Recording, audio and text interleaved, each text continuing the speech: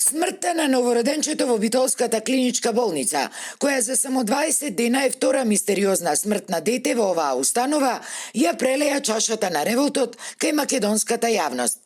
Преку бурните реакции на социјалните мрежи, вознемирените граѓани коментираат дека одговорноста во оваа земја конечно мора да има име и презиме, како би му се застанало на патот на овој хорор, кој освен што ја зацврстува недовербата во распаднатиот здравствен систем, го всади и паничниот страв. Ова не е болница, туку е кланица. Катастрофа, заклучувајте ја побрзо. Кои инспекции, кои бакрачи? Се знае што ке кажат тие. Лекарска грешка нема, мајката е виновна. Наместо радост му донесоа смрт на семејството. Ужас, се само дел од лавината коментари на социјалните мрежи.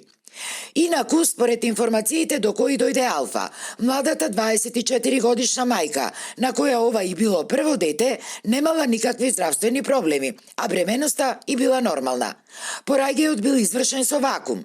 Бебето било родено живо, но со слаба срцева активност и по 2 часа, за жал, ја изгубило битката за живот. Веднаш по трагичниот настан, болницата и несреќната млада родилка ги посети министерот за здравство, кој за денеска најави инспекцијска контрола од ДССИ. Длабоко сочувство и за младата родилка, за изгубеното бебе. Значи, ако има пропуст, ке има и одговорност. Се службите ќе отврдат и после ќе излеземе со коначен извештај. Во меѓувреме, својата оставка од морални причини за денеска ја најави првиот човек на Битолската болница, доктор Александар Обедниковски, кој на оваа функција дојде во мај лани и е човек кој ужива висок углед меѓу своите сограѓани.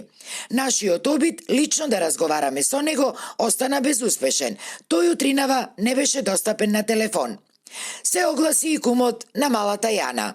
Утре среда во 17 часот пред клиничката Битолска болница се собираме заеднички. Прво вклучуваме сирена која ние ќе носиме, а потоа ќе дадеме 1 минута молк за сите преран заминати чедам. И крајно време е да се свести и болницата и Министерството за здравство дека состојбата во клиничката болница алармантна.